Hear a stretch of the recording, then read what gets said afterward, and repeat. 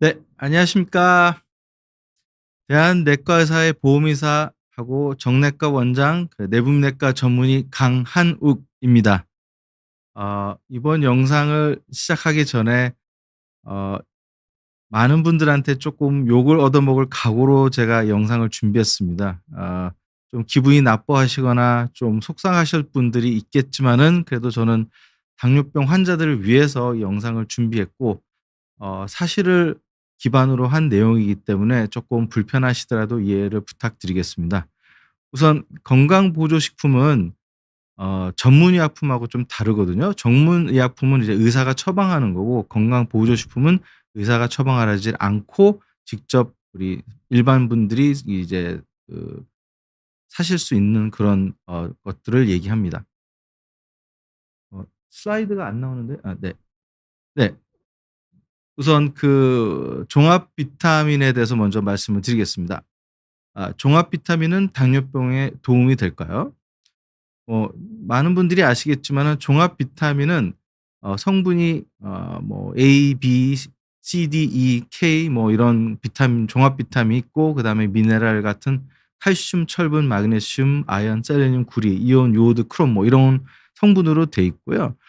어 비타민의 종류는 굉장히 많습니다. 이게 제품마다 좀 특징이 쪼끔 다릅니다. 그래서 대표적으로 이게 선전하는 건 아니지만 센트룸, 임팩타민, 액티넘, 아로마민 골드, 벤포벨, 요즘 테레비만 키면 선전하는 그런 제품들입니다. 그래서 종합 비타민. 종합 비타민 뒤를 보시면 이런 이게 대표적으로 이런 문구가 있고, 여기 보시면 이 성분들이 있습니다. 성분들. 아까 말씀드렸던 비타민 A에서 K까지 종합 비타민들이 있고, 그다음에 많은 무기질 들이 있습니다. 그리고 옆에 보시면 이 퍼센티지가 나오는 게 하루 우리 권장 섭취량의 얼만큼이 이 비타민에 들어있나 돼 있습니다. 그러니까 예를 들어서 비타민 A는 우리 권장 소비량의 한 117%가 들어있다. 그러니깐 절대 부족하지 않고 충분하다. 이렇게 생각하시면 되겠습니다. 요거는 이제 한글로 좀 보시면 비타민 A 여러 가지 미네랄 같은 거, 효능, 효과, 그다음에 함량이 어떻게 되고, 우리 아까 말씀드렸던 성인 1인 하루 권장 용량의 몇 퍼센트가 들어 있느냐. 근데 이게 종합 비타민 브랜드에 따라 굉장히 다릅니다. 근데 큰 차이는 없을 거예요. 여기서 쪼끔 다르고 저기서 쪼끔 다른데, 대부분은 종합 비타민이고, 그렇게 이해를 하시면 되겠습니다. 그러면 보시면 미국 그 보건원에서 대규모 임상 연구를 한 것들을 조합해 가지고 발표한 내용이 있습니다. 그럼 이 종합 비타민을 복용하면 우리 삶에 어떤 영향을 미치는지에 대한 연구 결과입니다. 그러니까 종합 비타민을 먹은 분들과 먹지 않은 분들을 이제 비교를 했는데, 그러니까 사람이 살면서 모든 것들을 다 생각을 하고 평가를 한 겁니다. 예를 들어서 암이라든지 성인병, 당뇨병, 고혈압 이 걸리는지 안 걸리는지, 조절이 잘 되는지 안 되는지, 감염, 감기나 폐렴 이런 것들이 잘 걸리는지, 걸려도 치료가 잘 되는지, 사고라든지 자살이라든지 심리적인 문제, 이런 이혼 이런 것까지도 모든 전반적인 연구를 했는데, 어 복용한 군과 복용하지 않은 군하고는 큰 차이가 없는 걸로 돼 있습니다. 그래서 결론은 종합 비타민의 효과는 좀 불분명하다. 하나 부작용도 적기 때문에 복용에는 문제가 없다. 종합 비타민 복용을 효과를 느끼면 적극 추천을 한다. 이렇게 되겠습니다. 어 잠깐 한 30 초만 잠깐 좀 잠깐만 좀 그걸 할게요. 잠깐만요.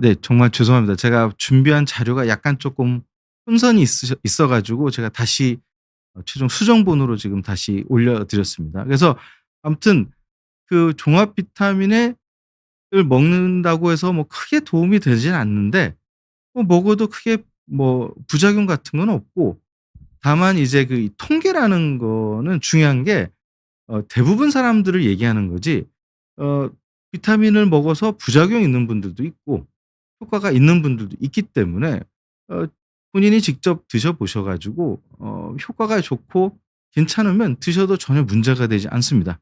우리나라 식약청도 보시면 권장하는 종합 비타민에 대한 얘기가 나오는데, "건강을 유지하는 것으로 뭐 드시는 거는 권장하다." 뭐 "도움이 될 수 있다." 뭐 이렇게 설명을 하고 있습니다.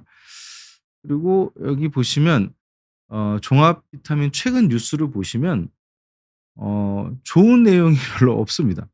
보시면 "돈 낭비였다." 뭐 "사망 확률이 더 높다." "매일 먹으면 뭐 사망 확률이 좀 높다." 뭐 수명 연장에 도움이 되지 않는다."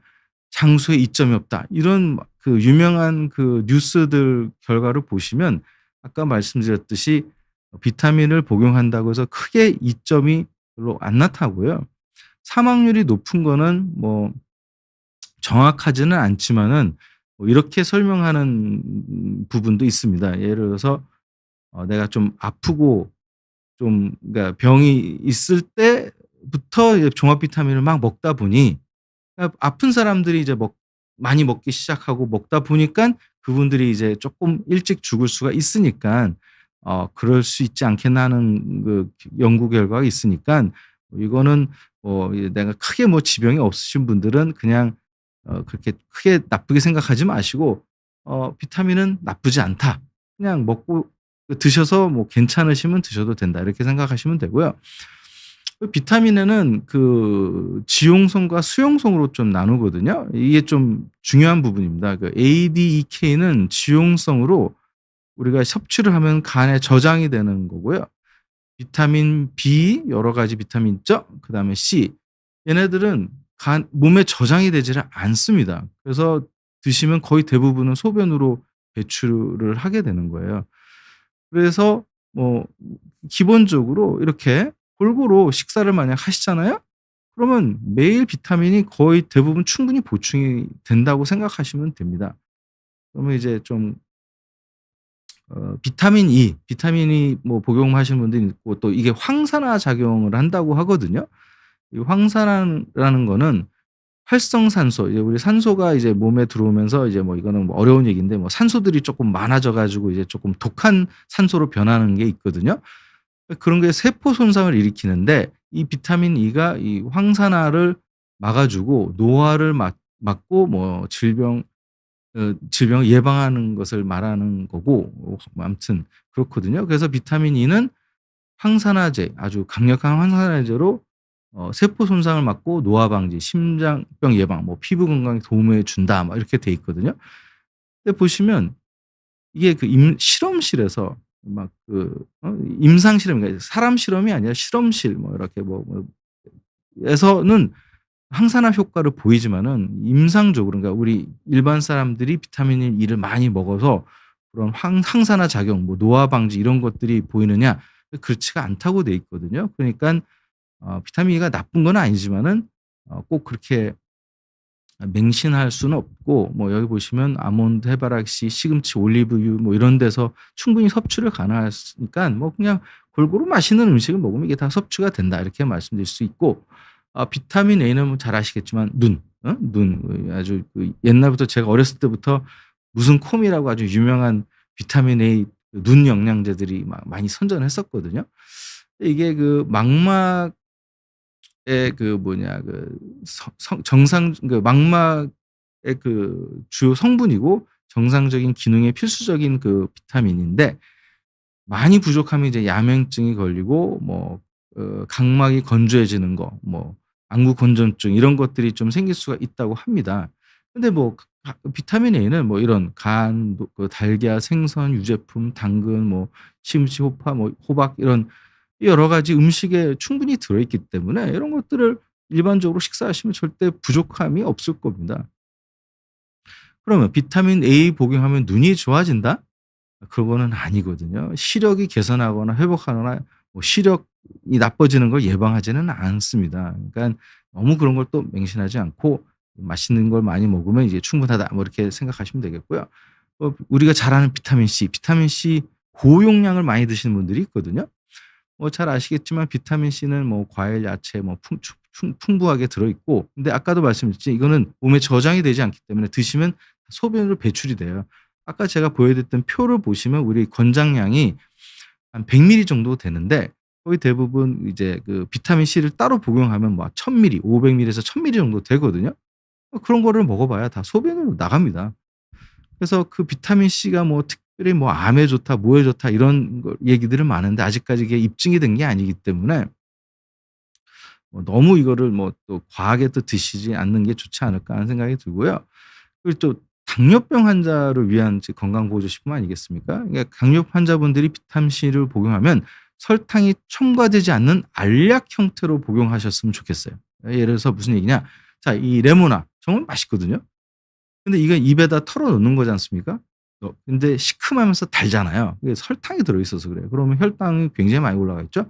비타 500, 아까 이게 뭐냐면 비타민이 뭐 500ml 있다는 뜻인데, 이제 그 뭐 음료잖아요. 음료도 마시면 시면서 달달하잖아요. 이것도 설탕이 들어 있는 거기 때문에 당뇨 조절에는 좋지는 않고, 이것도 씹어 먹거나 이제 물에 타 먹는 건데 마찬가지입니다. 이런 제품들은 일반 사람들은 문제가 없지만은 당뇨가 있으신 분들은 좀 피하시고, 꼭 비타민 C를 먹고 싶으면 당뇨 환자분들은 이렇게 알약으로, 꼭 이 제품이 아니라 이게 그냥 퍼온 거고, 이 알약을 이제 삼켜서 이제 위에서 흡수가 되는 그런 제품들을 드시면 큰 당 혈당 조절에 문제가 없겠다. 이렇게 그것 때문에 제가 지금 설명을 드리는 거고요. 그래서 종합 비타민은 당뇨병에 도움이 되나 혈당 조절이나 합병증 예방에 크게 도움이 되지 않은데, 좀 잘 못 먹거나 편식이 심하신 분들은 아무래도 뭐 종합 비타민 한 알 정도 이런 거 뭐 그 선택을 하셔서 하나 정도 매일 복용, 뭐 이틀에 한 번 복용하는 거는 절대 문제가 되지 않을 것 같습니다. 이게 종합 비타민이고요. 그다음에는 아주 유명한 오메가 3. 제가 제 당뇨병 환자들 오면 뭐 건강식품 뭐 먹어요? 거의 반 이상 분들은 오메가 3를 드시더라고요. 오메가 3는 당뇨병에 도움이 되나? 뭐 잘 아시겠지만 오메가 3는 우리 몸의 필수적인 그 불포화 지방산이 되겠습니다.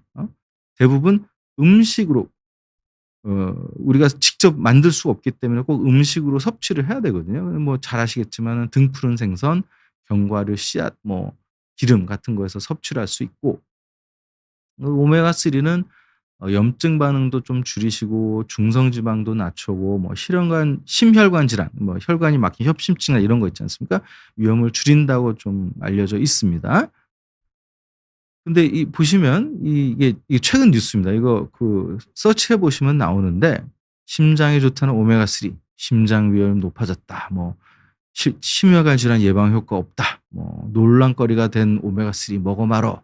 이 영양제 버려야 되나? 심장이 도차던데." "아니다." 뭐 "오메가 3 효과 없어." 미 전문가들이, 그러니까 대부분 보면 비타민하고 똑같아요. 음? 이게 뭐 그렇게 나쁘진 않는데 우리가 생각하는 만큼 그렇게 효과가 아주 뛰어나고 뭐 우리 몸에 꼭 필요한 영양분이고 이렇게 좀 포장이 되는 경우가 있는데, 그렇지가 않다는 걸 제가 좀 보여 드리고 싶은 거고요. 먹지 말라는 얘기는 아닙니다. 근데 이제 대부분 제 환자분들 보면 오메가 3 하루에 몇 알 먹어요? 대부분은 한 알 정도 드시고, 좀 많이 드신 분들은 두 알 정도 드시는데, 중요한 거는 심혈관 개선 효과는 하루 4-5 알을 먹게 되는 겁니다. 그리고 대부분은 원인이 그러니까 무슨 염증 뭐 개선도 있겠지만은 이 중성 지방 같은 수치를 좀 낮춰 주면서 심혈관 질환 치료나 예방 이런 것들에 이제 도움이 된다, 이렇게 돼 있는데, 문제는 이런 연구들, 임상 연구들은 거의 대부분 4 알에서 5 알입니다. 그러니까 4,000에서 5,000 밀리가 4에서 5 밀리그램인데, 이 한 알이 1 그램입니다. 그러니까 1000 밀리. 이거를 4 개, 5 개를 먹어야 되는데, 한번 드셔 본 분들은 알겠지만 엄청 커요. 여기 보시면 다른 그 알약들은 이렇게 조그마한데, 보시죠? 이게 제일 큽니다. 제일 큰 약 중에 하나고, 이거를 한 번에 4-5 알을 먹어야 된다 그러면 정말 힘들지 않을까요? 그럼 우리나라는 이제 그 오메가 3는 이제 개인적으로 사 먹을 수도 있지만은 의사들이 처방할 수도 있습니다. 보시면 하루에 4 밀리그램, 4,000 밀리까지 보험이 인정이 되는데 이 중성 지방 수치가 500 이상일 때 아까 말씀드렸죠. 이 오메가 3의 그 가장 뚜렷한 효과는 중성 지방을 좀 낮춰 주는 효과가 있습니다. 그래서 중성 지방이 많을 때 근데 그리고 이제 심혈관 질환이나 당뇨병이 있는 그런 분들이 중성 지방 수치가 좀 높을 때 중요한 거는 이제 그 중성 지방을 낮추는 파이브레이트 제제의 부작용이 있을 때는 이제 200이 넘어도 이제 좀 이렇게 많이 처방할 수가 있다. 이렇게 돼 있습니다. 근데 오메가 3는 이 아까 중성 지방을 낮추는 파이브레이트 제제보다는 굉장히 효과가 낮거든요. 그래서 어 정말 중성 지방에 문제가 있으시면 아무래도 이런 파이브웨이 제제를 먹는 게 좋지만은 거기에 부작용이 있을 때는 오메가 3 같은 것들을 추가로 다른 그 콜레스테롤 개선제들을 드시는 상황에서 오메가 3를 추가로 드시는 거를 추천을 합니다. 그래서 당 당뇨병 환자들한테 오메가 3는 도움이 되나? 그래서 저는 이게 개인적인 생각인데 이제 제 환자들한테 얘기합니다. "돈 주고 사 먹지는 말자. 인제 선물로 들어오면 잘 챙겨 먹자."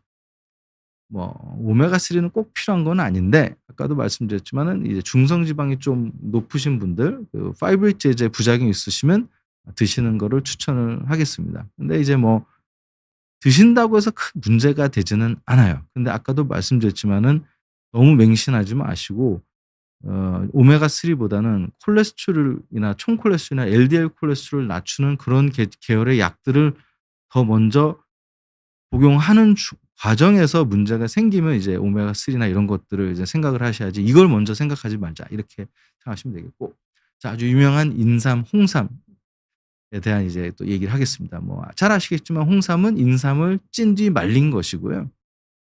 보통 뭐 그 4 년에서 6년 키운 인삼들을 홍삼으로 가공한다고 돼 있습니다. 어 6년 저는 홍삼에서는 잘 모르긴 하는데 좀 서치를 해 봤는데 거의 대부분 6 년산 홍삼들은 이제 정관장이나 한삼인에서 많이 팔고요. 이게 4 에서 6년 키우는 게 그렇게 쉽지가 않다고 하더라고요. 그래서 4 년산도 많고 근데 재밌는 거는 4 년산이나 6 년산이나 효과는 다 똑같다고 하더라고요. 그러니까 예 뭐 너무 그런 거는 생각을 많이 갖지는 않으셔도 될 것 같습니다. 그리고 뭐 아까 말씀드린 홍삼이 인삼보다 효능이 좋거나 부작용이 적다는 증거는 없다고 하더라고요. 그리고 뭐 부작용은 약간 뭐 발열이 있거나 심박동수가 증가하거나 저같이 제가 먹었을 때는 이게 부작용인지 주작용 좋은 건지 잘 모르겠지만 입맛이 정말 좋아지더라고요. 그러니깐 입맛이 없을 때는 먹어도 괜찮은 것 같은데 이제 입맛이 좋으면 이제 살이 찔 수 있으니까 저는 그래서 좀 먹지는 않고 있습니다. 그럼 인삼, 홍삼은 당뇨병에 좋을까? 제가 이 당뇨병을 이제 전임의 때 공부를 할 때 봤던 논문들이 몇 개 있는데 이런 거였어요. 이제 중국 사람이나 한국 사람들이 미국에 이민 갔을 때 당뇨병이 있을 거 아닙니까? 그래서 이제 그 미국 의사들이랑 막 얘기를 하다가 자기가 인삼을 먹고 있다는 거예요. 그러면서 "왜 먹냐?" 그랬더니 뭐 "당뇨가 떨어지니까 먹는다."고 그랬어요. 그래서 이 미국 의사들이 궁금할 거 아니겠습니까? 그래서 "인삼이 정말 혈당 조절을 잘하냐?" 그래서 이거 보시면 많은 그러니까 여러 소연구나 큰 연구들을 다 조합해서 이제 결과를 낸 것들을 보면 인삼을 먹는 군과 안 먹는 군 그래서 당뇨 환자들 중에 그래서 혈당 조절이 잘 되는 걸 보는 거예요. 뭐 당화혈색소의 변화, 공복 혈당, 식후 혈당의 변화, 뭐 인슐린 저항성의 변화, 뭐 고지혈증의 변화 이런 거 있는데 인삼, 홍삼을 복용한다고 해서 당뇨에 어떠한 영향을 그러니까 혈당 관리나 조절에 대해서는 어떤 영향을 미치지 않는다고 돼 있어요. 그러니까 혈당이 떨어지지도 않고 올라가지는 않아요. 그러니깐 뭐 굳이 당뇨 조절을 위해서 드실 필요는 없다고 말씀을 드리고 싶고요. 뭐 건강을 위해서 뭐 아까 말씀드린 입맛이 없고 뭐 기력 향상을 위해서 먹는다 뭐 이런 거는 제가 뭐라고 말씀드릴 수 없지만은 그래서 저는 제 환자들한테 뭐라고 얘기하냐면 뭐 체질적인 면도 있으니까 뭐 한의사하고 뭐 상담하여 복용하는 것도 좋겠고 그리고 저는 항상 강조하는 게 사람마다 좀 다르기 때문에 먹어서 효과가 괜찮으면 뭐 드셔도 좋고 부작용 없으면 남이 좋다고 해도 먹지 말라는 거고요. 그리고 홍삼 이 보시면 나오지만은 이 준비한 그 방법들이 되게 많아요. 잘 아시겠지만 이거는 앰플이고 이거는 절편이고 이거는 뭐 짜 먹는 즙이고 이건 엑기스인데 당뇨 환자들한테는 얘네들은 정말 좋지가 않아요. 왜냐하면 첨가물들이 있지 않습니까? 특히 쪼끔 맛있게.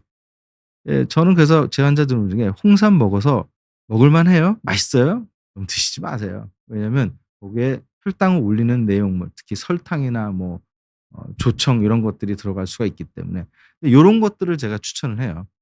요거는 진짜 그 홍삼을 달여 가지고 그 수분을 뺀 이제 엑기스지 않습니까? 이거를 차같이 드시거나 아니면 그거를 그냥 떠서 드시거나 이러면 그 혈당 관리에는 문제가 되지 않는데 요런 애들들은 혈당 관리에 좀 조절이 잘 안 될 수가 있기 때문에 요런 거는 조심해서 먹자. 이렇게 말씀드리고 싶습니다. 그리고 뭐 너무 잘 아시겠지만 제가 왜 아까 욕먹을 각오를 하고 나왔냐면 이런 제품들을 이제 파시는 분들이 있는데 여주 잘 아시죠? 여주 굉장히 선풍적인 인기가 있었어요 몇 년 전에. 그럼 여주가 당뇨병에 좋은지 지금도 드시는 분들이 있을 거라고 생각합니다. 뭐 여주 환도 있고 즙도 있고 뭐 차도 있고 여러 가지가 있는데 여주는 뭐 박과 그러니까 수세미와 비슷한 박과식물이고요. 과일로 분류돼 있는데 맛있지는 않지 않습니까?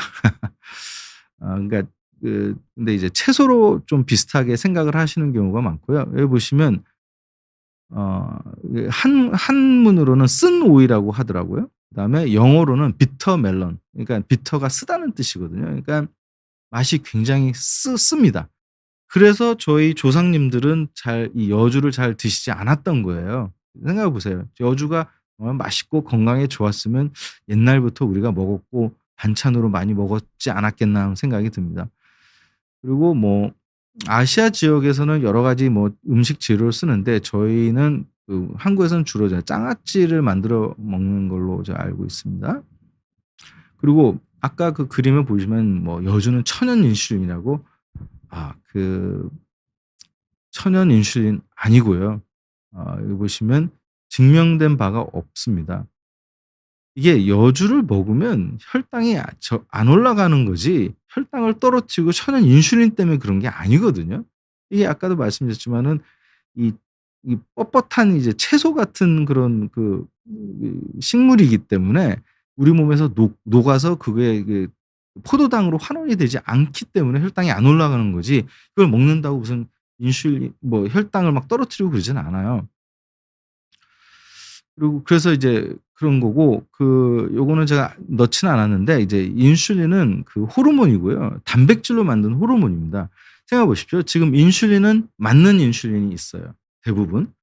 그리고 가끔 가다가 이제 흡입하는 인슐린을 이제 뭐 만들려는 회사들이 있는데 아직까지도 효과를 못 봤고 먹는 인슐린은 없습니다. 왜냐하면 그게 위에 들어가면 단백질이기 때문에 단백질 분해 효소들이 위에 있거든요. 그래서 먹어서 단백질이 분해가 되고 있기 때문에 인슐린의 효과를 발휘하지 못해요. 그러니까 먹어서 무슨 인슐린 효과를 봐서 인슐린 양을 떨어뜨린다는 거는 조금 말이 안 된다고 생각하시면 되고요.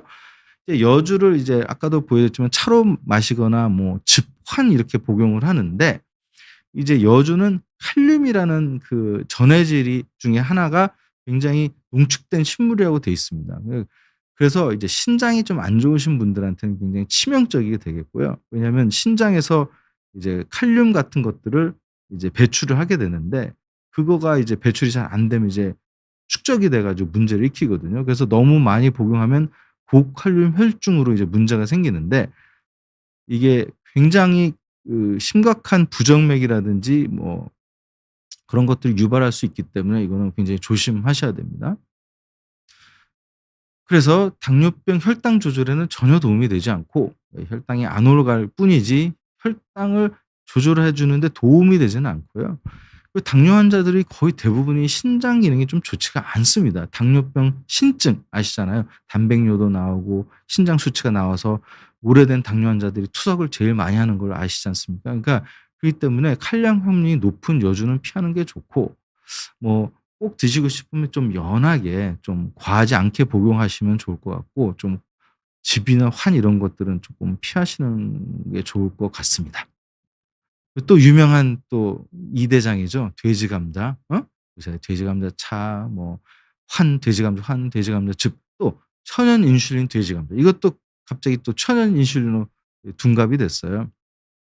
이 돼지 감자는 이제 뚱딴지라고 불리고 음 그리고 이게 그 잡초 같은 애들이에요. 잡초 같은 애들들.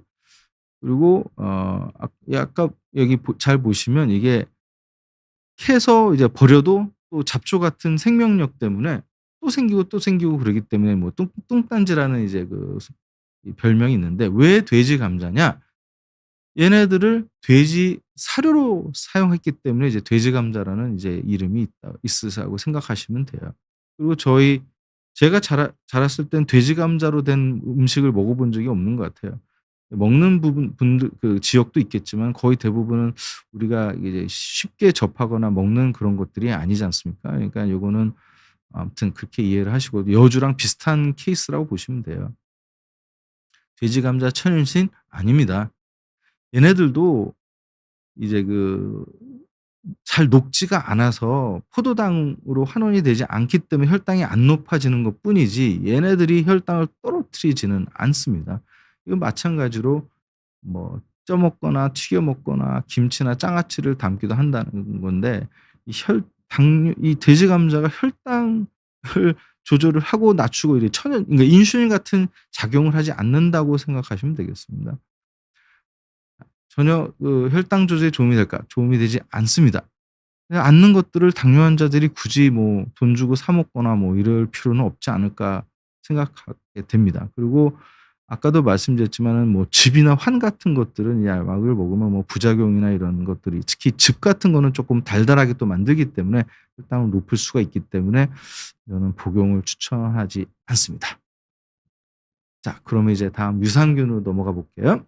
뭐 잘 아시겠지만 유산균은 산이 있는 균이라고 아시면 되고요. 거의 대부분 우리가 아는 장에 이제 잘 있는 거고 이 1907년 이 메치니코프라는 의사 선생님께서 과학자가 이 처음으로 이제 규명을 해서 이제 발표를 한 거고요. 옛날에 제가 젊었을 때는 요런 야쿠르트가 많았었어요. 메치니코프. 지금은 뭐 윌이나 뭐 다른 것들이 좀 더 유명한 것 같고요. 아무튼 얘가 처음 발견했기 때문에 이런 유산균 요구르트가 있었습니다. 그럼 잘 보시면요. 이 유산균의 종류를 보세요. 뭐 락토바실러스 뭐 비피도박테리움 뭐 어쩌고저쩌고 그리고 거기에도 종류가 지금 여기만 해도 한 20개 정도 되는 것 같은데 종류가 굉장히 많습니다. 그리고 이 지금 저는 이제 내분비내과인데 유산균에 대한 연구가 굉장히 활발하다고 알고 있습니다. 심지어는 뭐 심혈관 질환 예방에 좋지 않겠나, 뭐 암 예방에 좋지 않겠나 여러 가지 연구를 굉장히 많이 하고 있어요. 당뇨 조절에도 좋지 않겠나. 어마어마한 큰 시장이 됐고 연구를 하고 있는 걸로 알고 있습니다. 심지어 아주 장 건강에 좋은 정상인의 대변에서 유산균을 빼서 이제 장이 안 좋은 다른 분들한테 이제 넣어서 뭐 치료를 하는 그런 것들도 좀 하고 있고요. 그러니까 어마어마한 연구가 그러니까 무궁무진한 연구 가 인 역 연구가 아직 남아 있는 그런 것이고 그리고 이게 보시면 유산균 제품들은 여러 종류가 있지 않습니까? 여기 잘 보시면 뭐 유산균 6 종, 8 종 여기 보시면 다 종류가 다릅니다. 그래서 이게 어떤 거를 먹을지 저도 잘 모르겠어요. 연구도 이 균으로도 하고 저 균으로 하고 이 조합 이게 무궁무진하기 때문에 굉장히 연구도 어렵고 어떤 유산균이 좋은지는 진짜 알기가 참 어려운 얘기입니다. 근데 요 유산균들은 뭐 드셔 가지고 나한테 맞는 게 분명히 있을 거예요, 이 제품들이. 그러니까 나한테 맞는 것들을 선택하셔서 드시는 거는 나쁘지 않습니다. 그리고 여기 보시면 많은 이 유산균에 대한 연구들이 있어요. 이게 당뇨병 조절을 잘 할 수 있는지, 당뇨병 환자들 건강에 도움이 되는지를 그런 연구들을 총합해서 이제 발표를 한 논문인데 아까도 말씀드렸지만은 뭐 당화색소 변화, 공복 식후혈당 변화 여러 가지 혈당 조절이 잘 되는지를 봤는데 명확하게 그러니까 결론적으로 말씀드리면 "아무 효과가 없다. 오히려 조절이 안 된다. 조절이 잘 된다." 뭐 이런 논문들이 많아 가지고 이거를 또 통계를 내 보면 좀 '가능성은 보인다. 좀 좋을 수도 있겠다.' 뭐 그러니까 '도움이 될 수 있다.' 이렇게 생각하시면 돼요. 그러니깐 유산균은 뭐 당뇨 환자들이 드셔도 괜찮고 도움이 될 수가 있어요. 도움이 되는 분들이 분명히 있을 것 같습니다. 그러니깐 '도움이 되면 드셔도 된다.' 이렇게 생각하시면 되겠습니다. 근데 아까도 말씀드렸지만은 많은 유산균들이 있고 나한테 맞는 유산균을 찾는 게 어려울 것뿐이고요. 제가 그 뭐 소화기 내과가 아니기 때문에 다른 교수님들 강의들을 많이 들으면 변비, 과민성대증후군 개선에 하는 그런 그 연구 결과들이 많은데 이것도 아주 강력하게 추천은 못 한다고 하시더라고요. 근데 내가 복용을 해 가지고 변이 아주 그냥 쾌변이고 기분이 장 건강에 좋은 것 같다. 그러면 드셔도 상관없어요. 먹고 혈당 조절이 내가 몸이 가벼워져 가지고 혈당 조절이 더 잘 되고 있다. 그럼 드셔도 된다는 거죠. 근데 굳이 뭐 아무런 효과가 없는 것 같은데 굳이 억지로 어거지로 뭐 드실 필요는 있겠나 뭐 이런 생각을 하고 있습니다. 여기 보시면 혈당 조절에 좋은 쌀, 뭐 혈당 내림이, 혈당 강화 쌀, 뭐 당뚝미 뭐 여러 가지가 있는데 어 당뇨에 좋은 쌀은 없습니다. 이게 탄 이 제 그 전에 강의들을 보시면 당뇨라는 병은 이 탄수화물을 조정을 못하는 병이거든요. 포도당을 조절을 못하는 병인데 이 포도당은 어디서 나오냐? 다 탄수화물에서 나오기 때문에 이 뭘 먹어도 무슨 뭐 큰 차이가 없는 거지. 뭐 딱 뭐 이 쌀이 더 좋고 저 쌀이 더 좋고 그런 게 아니에요. 근데 이제 제 첫 강의도 잘 설명해 드렸지만은 이게 일반미랑 이제 현미인데 왜 현미를 먹으면 혈당이 안 올라가느냐 이게 껍질이 있거든요. 근데 이 껍질이 녹지를 않아서 그래요. 이 쌀은 우리가 씹으면 입에서도 1 차로 녹고 이 십이장에서 2 차로 녹아서 포도당이 돼 가지고 흡수가 되는 건데 얘네들은 껍질이 있기 때문에 잘 녹질 않습니다. 그리고 까칠까칠하니깐 잘 씹혀지지도 않고 씹혀도 껍질 때문에 그 부분적으로만 녹기 때문에 혈당이 많이 안 올라가는 것뿐이지 이게 뭐 특별한 그 무슨 쌀의 종류가 달라서 그런 게 아니라 이 껍질 때문에 녹지 않는 껍질 때문에 그런 거예요. 그러니까 대부분 그런 그 혈당을 올리지 않는 곡식들은 그런 껍질이나 그 잘 녹지 않는 성질이기 때문에 그 혈당이 안 올라가는 거라고 생각하시면 돼요. 근데 이게 일반 쌀의 종류는 그렇지 않다. 그리고 요것도 중요한 게 보리밥하고 쌀밥하고 비교하면 이제 보리밥이 쪼끔 덜 올라가는 이유가 이 밥 한 공기에 그 보리밥의 양이 적기 때문에 그런 거예요. 이게 무슨 뭐 그 성질이 뭐 당을 안 올리는 성질이 아니라 양이 적습니다.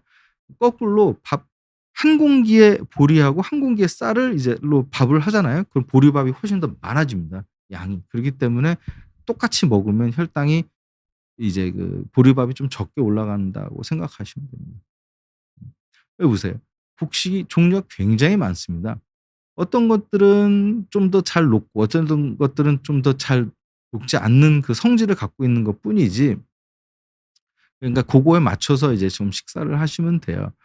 어 그렇습니다. 아무튼 그 탄수화물의 종류보다는 양이 중요하다. 그리고 이 탄수화물의 이 농축이 된 건지를 보셔야 돼요.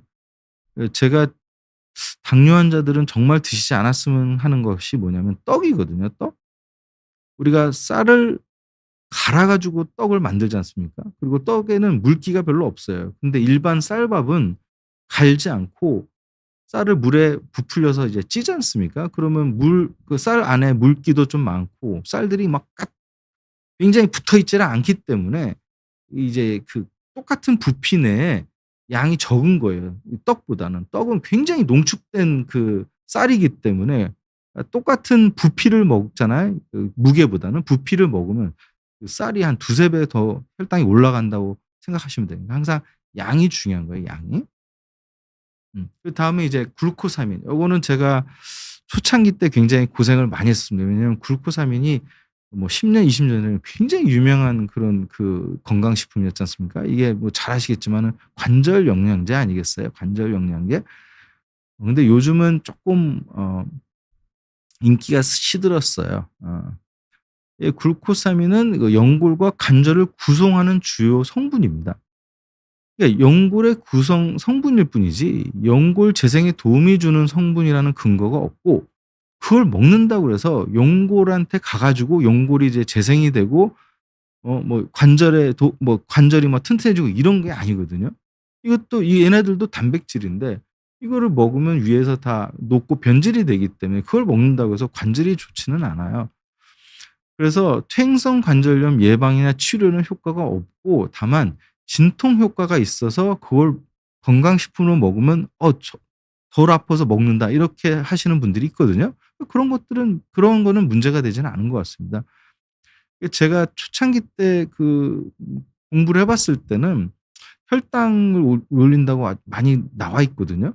지금도 한국 사이트에서 서치를 해 보면 혈당이 올라간다는 그런 얘기들이 많아요. 근데 이제 서양 최근 연구를 보면 이제 "혈당 조절에 큰 악영향이 없다." 뭐 이런 연구들도 많이 나오는데, 저는 개인적으로 당뇨병 환자분들이 글코사민을 이제 관절 뭐 통증이나 관절 건강을 위해서 드신다 그러면 먹지 않을 때랑 먹을 때랑 꼭 혈당을 비교를 하셨으면 좋겠어요. 그래서 혈당 조절에 큰 문제가 없으면 드시면 뭐 괜찮겠죠. 근데 갑자기 혈당 수치가 뭐 20-30 정도 차이가 난다, 먹을 때랑 안 먹을 때랑. 그러면 좀 안 드셨으면 하는 바람이 있습니다. 그리고 당뇨병 식차 대체 식품이 있잖아요. 뭐 뉴케어, 당뇨병 그린비아, 당뇨병 메디웰 이런 거 잘 드시는데, 물론 젊은 분들은 안 드시는데 70 넘으신 분들, 80 넘으신 분들은 이런 것들을 막 그냥 드세요. 그리고 또 자식들이 이게 당뇨에 좋대." 당뇨에 좋은 게 어디가 어디 있겠어요. 그런 이게 음료지 않습니까? 이런 당뇨 식자 음료로 된 당뇨 식사 대용품들은 연하곤란이 있거나 이빨이 하나도 없고 뭐 뇌경색 때문에 뭐 수저도 못 드시는 그런 분들, 뭐 경관으로 이제 영양분을 드실 때나 좋은 거지, 식사를 음료로 대신을 하지 않았으면 좋겠어요. 음식은 씹어 먹어야지 정말 건강하다고 돼 있지 않습니까? 여기 보시면 "씹을수록 건강해진다." 꼭꼭 씹으면 뭐 치매도 예방하고 뭐 뇌도 뭐 좋아진다고 뭐 이런 얘기들이 많지 않습니까? 그러니까 이해는 가요. 혼자 사니까 밥도 하기 싫죠. 뭐 귀찮죠. 그러니까 저런 걸로 뚝 먹으면 달짝지근 먹고 좋고, 그리고 뭐 당뇨에 좋다니까 먹고, 그런데 혈당만 올라갑니다. 이게 음료들이 나쁜 게 아니고 당분이 더 뭐 일반 밥보다 더 많은 건 아닌데, 그 당뇨 환자들은 식사를 하실 때 골고루 드셔야지만은 탄수화물이 천천히 흡수가 되고 천천히 올라가고 천천히, 그러니까 좀 더 빨리 내려갈 수가 있어요. 천천히, 그러니까 빨리 많이 안 올라갔기 때문에. 근데 저런 음료들은요, 칼로리가 똑같더라도 고용물이 아니기 때문에 금방 흡수가 돼서 혈당이 팍 올라가는 그런 성질이 있어요. 근데 이게 팍 올라가는 거를 잡지 못하는 게 당뇨병의 특징이기 때문에 저는 좀 추천을 하지 않습니다. 그리고 뭐 좀 흑염소즙 뭐 잘 아시지 않습니까? 이 흑염소즙은 제가 작년에 제 당뇨 환자 건강 검진을 하면서 20 명 넘게 간 기능 이상이 문제가 되는 분들을 많이 봤고요. 먹고 혈당이 또 조절이 안 되는 분들이 있어요. 끊으면 간 수치도 정상화가 되고 당뇨도 좋아지거든요. 그래서 만약에 꼭 드시고 싶으시면 어 다니는 병원에 가서 꼭 혈당 검사 먹고 꼭 간 기능, 당화혈색소 이런 것들을 봐 가면서 이제 좀 드셨으면 하는 좀 바람이 있습니다. 저는 제 환자들한테는 좀 추천하지 않습니다.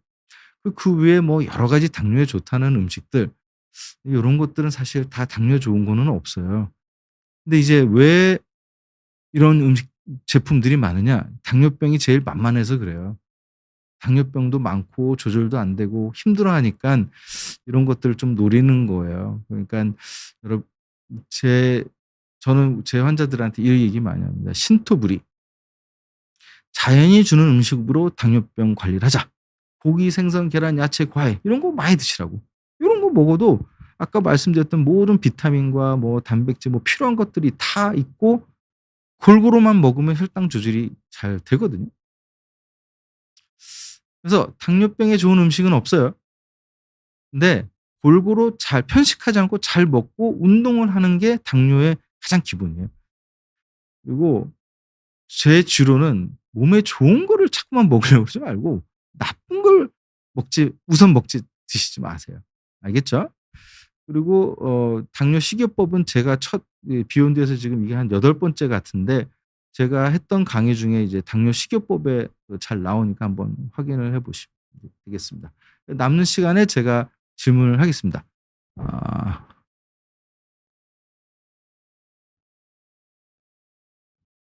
아 뭐 당화혈색소가 5.인데 식욕 운동 계속 하시면 됩니다. 음 지금같이 하면 전혀 문제가 되지는 않으세요. 걱정하지 마세요. 이게 당화혈색소로 당뇨 진단은 6.5 니깐. 그리고 무엇보다 그 나이가 이제 70이 넘으셨기 때문에 이제 아까 말씀드렸진 이제 체중 관리, 이제 근육 관리. 나이가 들면 들수록 근육이 빠지거든요. 근손실이라고 그러죠. 이게 그 헬스하는 분들의 근손실이 아니라 일반 분들도 근육이 빠지기 때문에 근육을 유지하는 운동을 같이 하시면 죽을 때까지 정말 문제가 없습니다. 네. 그러니까 아무튼 그 근력 운동 꼭 같이 하시고 바나나 추출물 건강기능식품 뭐 드시고 싶으면 드시지만은 뭐 큰 효과는 없을 겁니다. 아까도 방금 말씀드렸듯이 어 바나나 추출물을 먹지 말고 바나나를 드세요. 양파즙을 먹지 마시고 양파를 요리해서 드세요. 뭐 마늘 드세요. 마늘 구워 먹거나 뭐 이제 마늘 장아찌를 먹거나 그렇게 하십시오. 그러니깐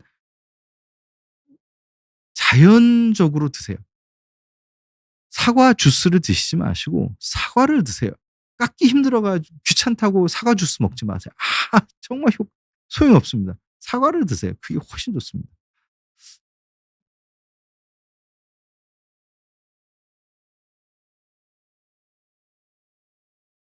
이거는 당뇨나 건강식품하고는 상관이 없는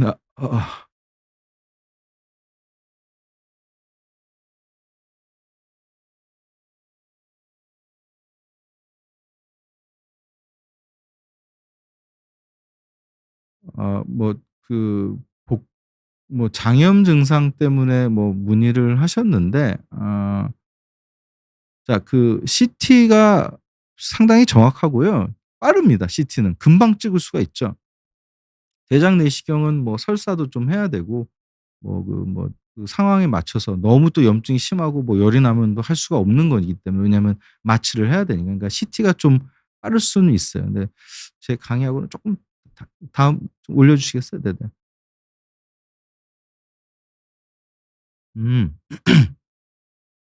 자 당뇨병 환자 혈당 조절은요. 한 가지만 기억하시면 됩니다. 이 당뇨병 치료에서 목표가요. 정상이 되는 게 목표가 아닙니다. 당뇨가 아닌 상태로 맞추는 게 목표예요. 그러니깐 공복 혈당이 126 이상이 당뇨니 우리의 목표는 당뇨가 아닌 거기 때문에 120 밑으로. 그래서 보통 이제 인터넷 찾아보시면 100 에서 120 사이가 그 이유인 거예요. 90 정도로 떨어뜨릴 필요가 없어요. 근데 이제 당뇨 환자분들이 그리고 이제 식후 혈당도 마찬가지예요. 식후 혈당은 뭐 200 이상이 당뇨고 정상은 이제 40 이하인데 40 밑으로 막 약을 올리거나 인슐린을 더 많이 맞아서 맞출 필요가 없는 거예요. 한 200 밑으로 해서 우리의 목표는 한 180. 젊은 분들은 좀 떨어질 수 있는데 그쪽 식후 도시가는 그쪽 정도는 맞춰도 되거든요. 그리고 잠깐 문제 잠깐만요. 인슐린 맞는데 그쵸. 지금 대부분 맞는 인슐린들은 옛날에는 인슐린이 이제 24 시간형이 요즘은 대부분 24 시간을 형을 맞기 때문에 새벽에 저혈당이 올 수가 있어요. 그리고 새벽에 저혈당이 오면 그거를 이 회복하는 그런 호르몬들이 나오거든요. 대표적인 게 인슐린이 줄어들고 글루카곤이라는 게 이제 올라가면서 혈당을 올릴 수가 있기 때문에 그런 뭐냐 저혈당을 저항하는 그런 시스템이 잘 유지가 되면 이제 혈당이 높게 나올 수가 있어요. 그럴 때는 잠깐 무슨 설탕 자기 전에 미리 뭘 먹고 저혈당을 예방하는 게 아니라 인슐린을 줄여서 아까도 말씀드렸지만 100 에서 120 사이로 좀 나오게 하는 게 좀 좋습니다. 예, 다음 문제 볼게요.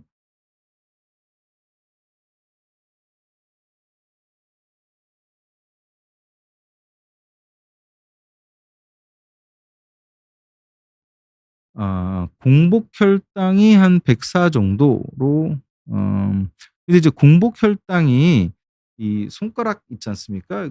간이 검사로 나온 건지 아니면 이 정맥으로 하는 검사인지가 우선 중요하고요. 왜냐하면 당뇨 진단은 이 손가락 혈당 검사기로 하는 게 아닙니다.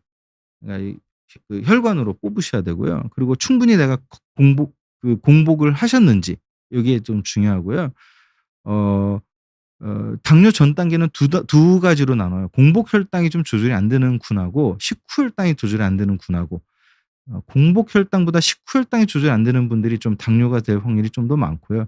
근데 공복 혈당이 나쁘신 분들은 내가 늦게 식사를 하시는 게 아닌지 한번 생각해 보세요. 제 전에 했던 강의들도 보시면 항상 저녁을 일찍 먹고 늦게 주무시라고 제가 말씀드리는 이유가 공복 혈당을 위한 거거든요. 그러니까 이분 뭐 사무실 은따스 분은 계속 검사를 하면서 이 손가락 혈당으로 하면 자꾸만 뭐 110도 나올 수도 있거든요. 저도 하면 막 105, 110 나오는 경우도 있기 때문에 뭐 직장인이시면 직장 건강검진 같은 거 꼭 하시면서 항상 그 수치를 보관하셔서 계속 비교를 하시는 게 좋을 것 같습니다. 다음 문제 보겠습니다. 3분 남았네요.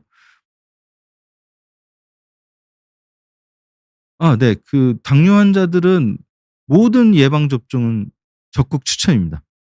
맞으면 맞을수록 좋아요. 대상포진에도 잘 걸리죠. 폐렴에도 잘 걸리고 잘 죽고 그러니까 꼭 맞는 걸 추천합니다. 그러니까 대상포진 예방 접종은 당뇨병 환자들, 특히 당뇨병이 오래될수록 나이가 좀 많이 들수록 굉장히 추천합니다. 20 대부터 남자가 당뇨병이 있는 사람이 우선 술을 많이 드시면 췌장이 고장 나거든요. 그러면 췌장이 고장 나면 당뇨병이 더 심해지고 조절이 안 될 거고 이제 인슐린을 맞게 됩니다.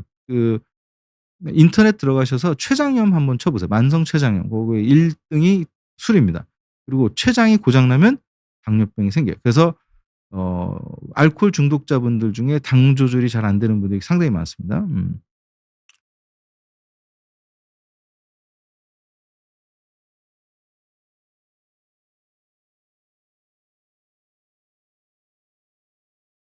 다음 문제 볼게요.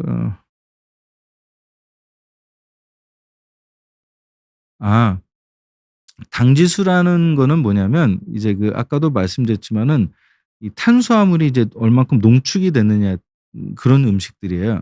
그러니깐 어 예를 들어서 야채는 당 지수가 굉장히 낮겠죠. 이게 녹질 않아서 혈당이 올라가질 않거든요. 근데 이제 아까 말씀드렸던 떡 같은 경우는 엄청나게 당 지수가 높은 음식이에요. 그러니깐 탄수화물이 얼만큼 많은지 설탕이 최고죠. 설탕은 입에 넣자마자 녹고 막 그러잖아요. 우리가 저혈당 있을 때 떡을 먹지 않고 사탕이나 음료수를 드시는 이유가 그게 흡수가 빠르거든요. 그러니깐 당 지수가 높은 음식들은 혈당을 나쁘게 한다. 혈당을 많이 올린다. 이렇게 생각하시면 되는데 가장 기본은 탄수화물이 얼만큼 많이 들어 있는지 농축이 돼 있는지 얼만큼 잘 녹는 그런 상황인지라고 생각하시면 되겠습니다. 제 시간은 여기까지고요. 제가 더 많은 것들을 말씀드리고 싶은데 다음에 또 11월 달에 또 한번 나올 것 같은데 아직 뭘 얘기할지 모르겠지만 그때 한번 다시 뵙겠습니다. 경청해 주셔서 감사합니다.